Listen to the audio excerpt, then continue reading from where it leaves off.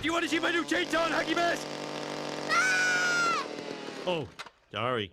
What am I thinking? Did you know a young boy drowned the year those two others were killed?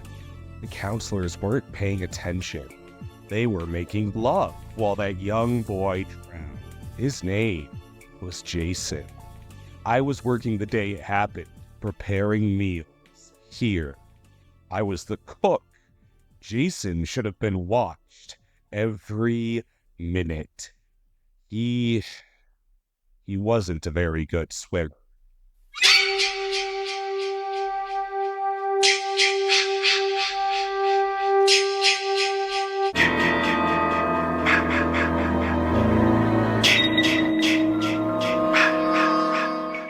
Go figure that one of the scariest figures in all of film, practically a shorthand for mindless violence and gore in of himself, Jason Voorhees had an origin that was, from every measure, truly pretty sympathetic. He didn't ask to be thrown into Crystal Lake, where he was traumatized beyond his already fragile inclinations, into the vicious killer we know today. And to some degree, the blood on his hands is shared by those who neglected him. The bullies that picked on him because he was different, and the supervisors who should have put a stop to it. He's not an evil incarnate like Freddy Krueger or Michael Myers. In fact, there's a lot of material surrounding the fact that Jason, at his core, is just a scared kid. Beneath his mask and all the blood he's shed, he's still a child that would have a chance at leading a pretty normal life if it weren't for powers out of his control that sculpted him into a beast. Sympathy with the likes of fictional slashers isn't new. In fact, nowadays it's downright rampant. But with Jason, its particular brand of empathy, I think because it practically comes organically from the text of the character. I notice a lot of people are in his corner when it comes to comparison to other famous movie killers. It's a no-brainer Jason is easier to root for than a lot of his peers, as outlined by sort of the genesis in an official capacity of this approach to the character, Freddy versus Jason, where the gargantuan goalie is more or less a pawn in Freddy's scheme to escape from hell, resulting in the two having it out. And as simple as this premise is, and as silly as this movie is, it plays on the chief traits of both characters. Freddy is conniving and manipulative, while Jason is kinda pulled into the tide of it all. And it's pretty easy to picture that if you swapped Freddy for any number of characters in that same orbit to cross over with Jason, Jason's role wouldn't change. Most of them would see him as a means to an end to discard after he's been exploited. The proof is very much in the pudding, so to speak. The more the bigwigs behind Jason and company explore using him in crossovers. Despite the increasingly absurd stakes Jason gets exposed to, the more mileage writers get out of him, there's always a very grounded approach taken to his mentality, in that he generally doesn't instigate conflict. He frequently ends up collateral of another villain's scheme, which isn't to say he can't hold his own when push comes to shove. The comic Jason vs. Leatherface exemplifies this further, where the Texas Chainsaw Clan comes across a wayward Jason and takes him in. Outside of being a pretty stunningly drawn comic that I'm a little shocked seems sort of swept under the rug of the zeitgeist these days, this story really gets Jason in that what ingratiates him to Leatherface and Hitchhiker is an appeal to his sensitive side, as he's drawn recalling his younger years where he was sympathized with by the only responsible adults in his life at school, while he's welcomed to the Sawyer household. He finds in the Sawyer family a belonging he wanted for over many years. And while it's hard to say as explicitly if he found the same thing with, say, his alliance with Freddy, it's not a hard conclusion to brush past. But inevitably, Jason and Leatherface conclude there's only room for one masked marauder at this dinner table, and the rest is gory history. There's certainly another piece here about Leatherface, who has a great deal in common with Jason. Similarly eager to fall in line and please the people who accept him, but not without violent autonomy. In fact, I think there's an element of tragedy that the two killers saw each other as rivals for familial love before they did as kindred spirits of any kind. A personal favorite web series of mine, the crossover battleboarding animation Death Battle, pitted Jason against Michael Myers for a recent Halloween episode, where the narrative applied to the depiction of the two killers coming to blows portrays that they would try to kill each other merely upon crossing paths.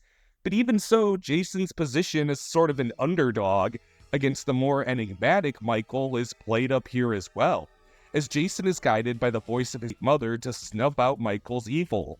Pot kettle principle aside, it's plain to see how Jason would want to prove himself of the even darker killer of Halloween, resulting in one of my favorite climactic kills in the Death Battle show, where Michael has Jason on all fours, and the voice of his mother is what drives the Crystal Lake cutthroat back on his feet and into a definitive and satisfying fatality that vanquishes the shape.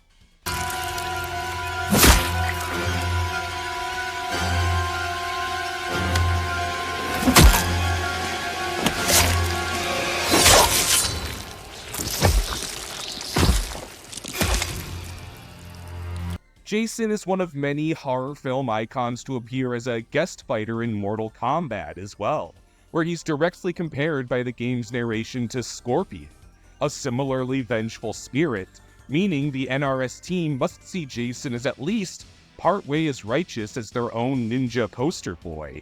It's no small comparison for that, even if no bones are made about his hundreds of victims. Jason's arcade ending sees Liu Kang, ruling the Netherrealm in his evil state in this particular timeline, try to join forces with Jason, who kills the disgraced monk. Mind you that this is the same game where Leatherface kills Cassie Cage for rejecting his advances, and the Xenomorphs fully take over Outworld in their own endings, which makes killing a bully trying to strong-arm you into assisting his conquest seem like downright small potatoes.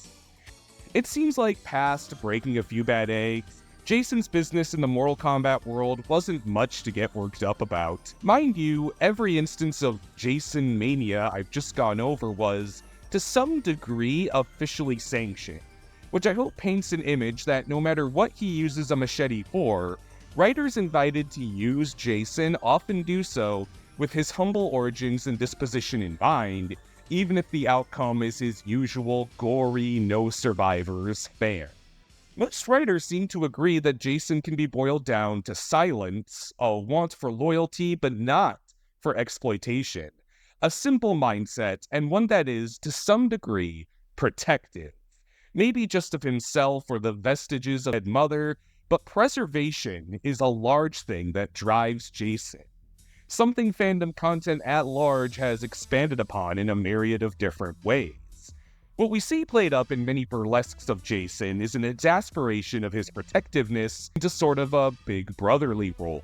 The idea that he wouldn't allow what happened to him to happen to someone else, even to fellow horror icons as we see in Jason and Friends by Wortha Kids, where Jason is seen as the de facto caretaker of a motley crew of fellow frighteners. He takes them into an unsuspecting bodega, buys all the treats Sadako wants, keeps Freddy on the straight and narrow, and despite giving the clerk a bit of a scare, doesn't spill any blood before he takes off. And it's so neat how Worthy retains a lot of core tenets of Jason, if in a mimetic fashion, like his aversion to sex and lack of verbalism, as if he really is paving a better path for the character, not just purloining his appearance for a cheap laugh. We also see Jason here communicating using sign language, illustrating this version of the character has truly taken efforts to relate to other people despite his disability. It's one of the many things that makes this 2-minute animation maybe one of the top 5 coziest videos on YouTube for my money. Sometimes that hulking masked zombie man is your dad, as is also the case in Punch Punch Forever. Though this instance is one inclined a little more towards the absurd, as should be expected by artist Speedaroo, who parodies Jason with the masked killer Gayson, who's introduced as reluctant to fight the likes of the protagonist Go-Go because she's a child, potentially a callback to Jason's history of frequently choosing not to kill kids. To that end, Gayson dispatches his daughter Gayako to his place, and even though the spawn of Gayson is ostensibly as crazy as they come, You get the idea that for a masked killer, he makes a pretty good dad. Encouraging, optimistic, and not really evil at all. I think this comes back to a pretty forthcoming idea that there's a version of Jason who would be a great dad or caretaker of some kind, if he had the means to realize he could break the cycle of malice and bullying that created him. Maybe his gargantuan frame could be a force for good, making sure no one is bullied the way he is. Perhaps that would come into play if he had, by some metric, a better role model than his mother. The hypothetical narrative of Jason changing his ways is inescapably also one of him straying from the sinister likes of Pamela Voorhees. The apple didn't fall far from the crazy killer tree. Even after her death, the voice and visions of Mrs. Voorhees are frequently a device that drives Jason, meaning he is, no matter how sick you are of the term, a product of generational trauma. Make no mistake, Pamela is a victim just as Jason is. But given how willing she was to resort to violence, it's easy to suggest that even as a hulking zombie man, Jason might have more constructive problem-solving skills than murder under a different source of nurturing. Given how immensely the topic of generational trauma has consumed the zeitgeist of late, our current generation of artists and creators have long been among the most vocal of their experience and catharsis with cycles created by their caretakers, which I think is a huge ingredient in the recipe for the uptick in kinder fan depictions of Jason, as today's artists feel more and more empowered to rebel from the traditions and trauma they were raised with. They illustrate more and more characters doing the same, begging what-ifs even as drastic as those applied to the world's bloodiest mama's boy. This brings me to Camp Counselor Jason, a version of the character who, rather than growing up to hunt the blood of Crystal Lake's adolescent supervisors, becomes one himself. Artist Janie Lee does an amazing job homaging Jason faithfully while fully turning the character on his head into a wholesome leadership role. I especially love this homage to his use of sleeping bags as a means of killing recontextualized into a fun game for the kids.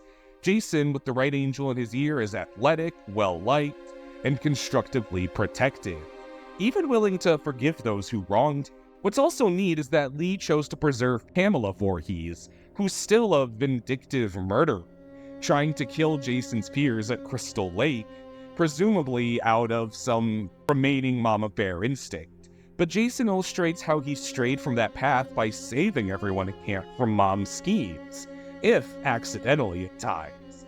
And Pamela doesn't seem to mind that much. She doesn't resent her son for protecting her victims, even in an accident. She just accepts it as a facet of him. Moving past generational trauma without severing that tie to family is a catharsis a lot of people crave, and I can't at all speak to Lee's experiences or reasoning, but I think it's no small part of the popularity of the webcomic and the concept of redeeming Jason. The hope that we too can live our own lives and be accepted by those we divert from. The way Pamela accepts that this version of her son doesn't crave the blood of those who wrong them. Though maybe my favorite stretch of Camp Counselor Jason is the arc where he meets Carrie. Yes, that Carrie. A similar famous horror movie icon who was brought up by an evangelical mother to hate her body and impulses, and was driven by bullies that surrounded her at school into a murderous rampage when a public humiliation awakens her psychic powers. But Jason saves her from some bullies in this comic at a more innocent time and within the character's development. As could be expected of two impressionable misfits, they hit it off and agree to go to the prom together. We see Pamela accompany Jason to pick Carrie up, only to learn more about her unfortunate upbringing as they catch Margaret raking Carrie over the usual pious coals. Pamela dismisses the kids and deals with Margaret, clearly disgusted by a mother who would lay a hand on her own flesh and blood, drawing a clear line in the sand that even though she wishes Jason in this continuity were a bloodthirsty killer, she has even less quarter for those that would fail to accept beloved kin as they are, cementing her dynamic with Jason that even if they drift apart, they accept one another. Meanwhile, Jason and Carrie enjoy their night together until the prophecy of Canon comes to pass and Carrie is humiliated, just as she is in her original text, drenched in blood by her bullies, a point where she originally left no survivors in retaliation. But instead, she's brought back down to Earth before she can hurt anyone by Jason's sensitivity. And what's so amazing here is that it all comes back to breaking the cycle, pulling Carrie away from her abuser and immediately sympathizing with her, a luxury that was never afforded to her in her original movie and left her legacy that of a killer, nor was it afforded to Jason. And to be frank, it's not afforded to many real people. A chance to be read for the elements of our upbringing that led to our follies, and to be rehabilitated for them, and in some cases, forgiven for them. The fact is, even if Jason is the most extreme and fantastical version of that principle, it stands to reason these factors still apply, that he's a product of every poor lesson and reflection he was taught. And I think people draw Jason coming out the other side okay, in hopes that we can all do the same. It might not be a habit as bad as killing people with a machete, but Jason became the worst person he possibly could, thanks to powers out of his control, which is something everybody is at risk for. And if there's a multiverse of Jasons, fans, and even some official sanctions paint as capable of overcoming that, I think it's distinctly a compassionate mentality, not just for Jason, but for ourselves. If we can see the best version of a masked murderer with one of the biggest body counts in cinema history, can we see the best version of ourselves? Even if you make mistakes like Jason, you can always bounce back and strive to the version you know the internet knows you're capable of being. And I think that's a little beautiful.